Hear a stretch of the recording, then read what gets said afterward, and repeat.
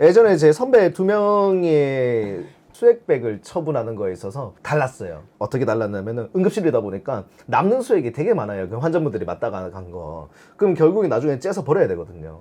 근데 한 명은 한 10개 정도 모아서 한 번에 다 째서 버리는 사람이 있었고, 다른 한 명은 빼는 즉시 수액백을 째서 버려야 되는 사람이 있었어요. 근데 둘이가 동기야. 둘이 동기인데 이 사람이랑 할 때랑 이 사람 할 때랑 또 다르잖아. 이 사람한테는 왜 수액백 바로 째서 안 버려? 이러고, 여기는 그 수액백 그 한 개 한 개 그 째서 버릴 시간에 환자 한 명 더 보겠다 이런 사람이 있어요. 사실 둘 다 어쨌든 목표는 같잖아. 수액백 째서 버리는 것. 근데 이렇게 둘 다 스타일이 다르단 말이에요. 목표는 똑같은데 방법이 다른데 결국에는 누구한테 맞춰줘야 되고 이러면서 스트레스는 쌓이고. 그 둘 중에 한 명은 병원이 정해놓은 업무 매뉴얼에 가까운 방법이 있을 거란 말이죠. 네. 하지만 그런까지 터치하기에는 돈이 너무 많이 가니까 이게 편의를 봐준다라고 해야 되나? 이제 암묵적으로 용인하는 그런 경우잖아요. 위에서 터치를 안 하고 놔둔 경우잖아요. 그러면은 이렇게 눈치껏 이것도 맞고 저것도 맞고 나는 내 방식대로 한다. 너희들은 너네 방식대로 해라. 이렇게 하면 되는데 왜 내 방식대로 안 하냐 이러면서 이렇게 어떤 보면 또 강요를 한 거잖아요. 그렇죠. 근데 이제 자신의 그거 안녕을 위해서 이렇게 뭐 이건 틀리고 저건 맞다고 하는 순간 이제 업무에 혼선이 시작되는 거예요. 어떤 선생님은 이렇게 해야 되고 저 선생님은 이렇게 해야 되고 이 선생님이 이렇게 해야 되고 둘 다 하든지 아니면 업무 매뉴얼대로 그냥 하든지 이렇게 하면 되는데 이제 선생님마다의 의중을 파악하고 이제 업무에 적용해야 돼요.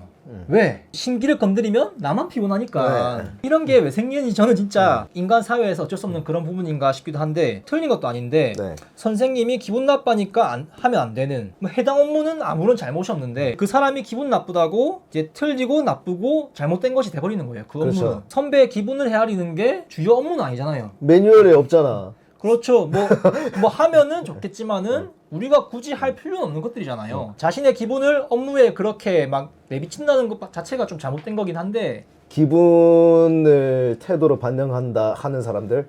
네. 업무를 하는 게 아닌 심리를 분석하고 있어요. 그 후배들이 눈치 보는 게 주요 업무가 돼버리는 거예요. 그렇지. 눈치 보는 건 매뉴얼에 없다고. 이기적인 거죠. 내 마음에 들지 않다고 해서 다른 사람들을 이해하지 않는다는 것, 그게 분명히 틀린 방법은 아닌데 자신이 생각했을 때 최고의 방법을 쓰지 않는다고 해서 그 사람이 틀린 답은 아니거든요. 다른 것이지. 아주 디테일한 것까지 내 성격에 맞춰서 저건 아니고 저건 아니고 저건 아니고, 그 듣는 사람도 피곤하게 하고 그걸 따지고 있는 나도 피곤할 것 같아요. 이런 걸 해결할 수 있는 게 이제 관리자의 역할이거든요. 네. 밑에 사람이 그 위에 사람한테 뭐라 할 수가 없거든요. 사실 네, 현실적으로. 그렇죠. 네. 할 수 있겠지만은 해버리면은 많은 문제가 생기거든요. 그래서 현실적으로는 할 수가 없어요, 사실. 네. 머릿속 알고 있지만 실행해서는 안 되는. 네. 그래서 관리자나 아니면은 뭐 차지 간호사 그런 사람들 위에 있는 사람 선배들의 역할이 조금 중요한데, 이제 이런 거를 조금 인사이트를 심어주고 이제 이렇게 좀 면담 같은 걸 해가지고 조금 시정할 수 있을 것 같은데, 그런 모습들을 잘 못 봤거든요, 저는. 네. 이런 걸 신경 쓰고 개선해 나갈지. 그런 의지도 중요할 것 같아요. 관리자 위치에 가까워질수록 업무량도 많아지고 한 부서에 오는 환자만 신경 쓰는 게 아닌 다방면에서 책임지고 다른 부서도 신경 써야 되고 이제 전체적인 큰 그림을 보고 해야 되기 때문에 이제 이런 부분에서는 신경을 못 쓸 수도 있단 말이죠. 어떻게 보면은 수강사 입장에서는 이제 이런 거는 어떤 사소한 그런 문제일 수도 있어요. 그렇죠. 이제 크게 발생하지 않고 이렇게 개인이서 이렇게 투닥거리는 걸 수도 있으니까 크게 뭐 대세에 영향을 주는 그런 것도 아니기 때문에. 맞죠. 그래서 바쁘다는 이유로 이렇게 신경 못 쓰는 측면도 있고 해가지고 또 여러 사람들을 하나로 뭉치는 그런 리더십의 부재도 조금 있을 것 같아요. 네. 이런 부분을 개선하기 위해서 모두에게 신뢰받는 그런 사람을 선정해가지고 그 권한을 위임하고 이렇게 컨트롤하게 하면 되는데, 매뉴얼 통합에 적극적으로 나서거나 관리자 차지 간호사들이 직접 손쓸 수밖에 없는 거죠. 어떤 면에서 자신의 그 가치관과 기준을 남한테 강요하는 그런 사람들이잖아요. 네. 이런 부분에 대해서 객관적인 기준을 조금 세워야 될 필요가 있다고 봐요. 개개인의 가치관과 뭐 기분에 따라 뭐 달라지는 그런 상관없는 기준을 세워야 될 필요가 있다. 이게 일종의 갑질이잖아요. 그러니까 그렇지. 선배가 후배한테 하는 갑질 같은 거잖아요. 갑질이란 단어가 적절할지 모르겠지만 딱히 생각나는 단어가 이밖에 없어요. 꼰대짓이라고 해야 될까? 꼰대짓. 히스테리. 이런 거에 대한 부재 때문에 간호라는 업무 자체가 더 어렵게 느껴지지 않는가, 그렇게 생각도 들어요. 간호의 영역이 아닌데 간호가 어렵게 생각이 된다. 아유, 굉장히 모순적이야. 정석이 아닌 조금 편하면서도 좀 더 나은 결과를 내는 효율이 좋은 방법이면은 뭐 쓰면 좋죠. 그렇죠. 자신이 그런 걸 어필해서 매뉴얼화 시키면 되는데 그냥 자기만 이렇게 따라쓰면은 이런 상황이 생기는 거예요. 그렇지. 과정은 뭐 어때? 결과만 좋으면 되지. 과정은 뭐 어때? 돈만 잡으면 되지. 음식은 어떻게 만들던 맛만 좋으면 그만 아닌가. 근데 생각을 해봐야 돼. 그 과정이 하루만 치더라도 8시간 이상이야. 그 과정이 너무 길다 이거예요. 과정이 네. 중요해. 이런 게 일종의 결과지상주의잖아요. 네. 그러니까 결과가 좋으면은 과정 어떻게든 상관없다. 네. 근데 사실 결과가 좋은지도 잘 모르겠어요. 그런 사람들. 그렇지. 남는 거 없을 것 같은데. 이런 사람들이 뭐 자신이 추구하는 자신만의 그런 철학이나 신념이 있다고 생각해요. 들어오면은 그럴싸해요. 일리가 있어요. 네. 하지만 어떤 조직에 들어오면은 그 조직에 있는 그걸 지켜야 되잖아요. 그렇지. 자신의 그거를 조금 내려놓고 그런 걸 하지 않고 뭐 이렇게 해도 아무도 터치 안 하네. 그러니까 막 이렇게 막 폭군같이 네. 막 한단 말이죠. 그런 사람들은 그렇게 결과를 중시하지 않을 것 결과도 중시하지 않을 것 같은데. 결과가 중요한 사람들이 아닌 것 같은데.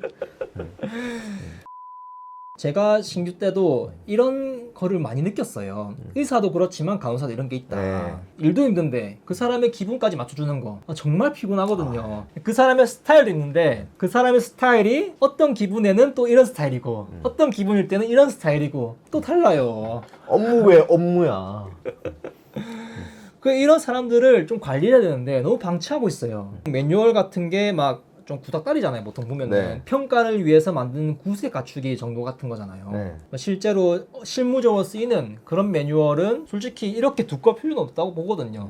그래서 뭐 이런 조망업 있으면은 본인이 스스로 건의해가지고 매뉴얼 하면 되는데 그런 걸 또 안 하고 이제 우리가 예전에 얘기한 CPR 한번 얘기했잖아요. 네. 주기적으로 가이드라인이 바뀌잖아요. 네. 예전에는 분당 100회라는 게 지금은 100회에서 120회로 바뀌었고 그리고 순서가 ABC던 게 CAB로 바뀌었잖아요. 그렇지. 하지만 과거에 ABC로 해가지고 사람을 살린 기억이 있어요. 가정을 하는 거예요. 그런 기억이 있는 사람이 있다 쳐요. 최근에 CAB로 나왔다고 해도 자신은 ABC로 살린 기억이 있으니까 ABC를 고집하는 거예요.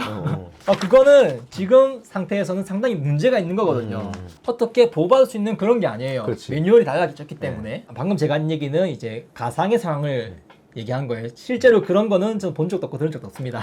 이런 매뉴얼 안 지키는 사람들은 이제 방금 얘기한 제가 가상의 상황 이제 그런 거랑 뭐 다를 게 뭐가 있는가 그런 생각이 들어요. 이런 맥락에서 자신이 추구하는 그런 자신의 스타일 이제 그게 과거에는 통용되었지만 지금은 통용되지 않는 그런 걸 수도 있단 말이에요. 그렇죠. 그렇기 때문에 이제 이런 케이스가 있다면은 마편 같은 거 마음의 편지해가지고 마편? 마편 마편? 마음의 편지 마편. 마음의 편지. 마편이라고 하더라고요. 그래가지고 이런 사람 좀 이렇게 좀 어떻게 좀 뭐 상부에서 면담을 통해 가지고 좀 조율할 수 있는 뭐 갱생 같은 그런 느낌으로 해가지고 뭐 제도 같은 게 좀 만들어지면 좋지 않을까. 사실 뭐 직장의 괴롭힘 해가지고 있기는 해요. 하지만 이런 스타일 다른 거에 대해서는 직장의 괴롭힘 범주에 저는 안 들어간다 생각하거든요. 근데 이런 것 때문에 상당히 힘들다 겪어보면은. 이게 직장 내 뭐 괴롭힘으로 분류가 안 될지언정 사실 교묘하게 빠져나가는 정도인 거잖아. 사실은 직장 내 괴롭힘이 맞잖아 이게. 그렇죠. 네. 당하는 사람 상당히 힘들죠. 괴롭힌다는 생각이 들 거예요. 법의 위배만 되지 않을 뿐. 합법적인 괴롭힘이 그런 그렇지. 느낌이죠.